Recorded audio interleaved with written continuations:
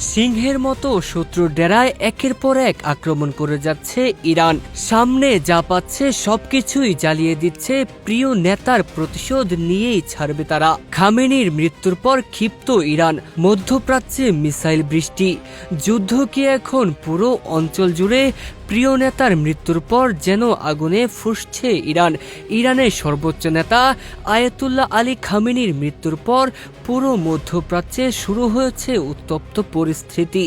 ইরানের বিপ্লবী গার্ড বাহিনী আইআরজিসি ঘোষণা দিয়েছে কঠোর প্রতিশোধের। তেহরানের দাবি, সাইপ্রাসে ব্রিটিশ ঘাঁটি লক্ষ্য করে নিক্ষেপ করা হয়েছে 2টি মিসাইল। বাহরাইনে অবস্থানরত পশ্চিমা সেনাদের কাছাকাছি আঘাত এনেছে ড্রোন।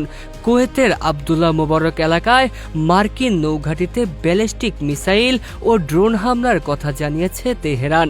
দুবাইয়ের জেবেল আলীতে মার্কিন নৌযান সংক্রান্ত একটি জাহাজে 4টি ড্রোন আঘাত এনেছে বলে দাবি আইআরজিসির। এমনকি বিশ্বের বাস্তবতম বিমানবন্দরগুলোর একটি দুবাই ইন্টারন্যাশনাল এয়ারপোর্টস সাময়িকভাবে বন্ধ থাকার খবর এসেছে।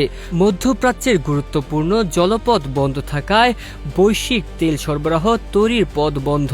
বিশ্লেষকরা বলছেন, যদি সরাসরি ইরান ইসরায়েল যুদ্ধ শুরু হয় তাহলে লেবানন, সিরিয়া ও গাজা উপত্যকায় পুরো অঞ্চল বড় সংঘাতে জড়িয়ে পড়তে পারে।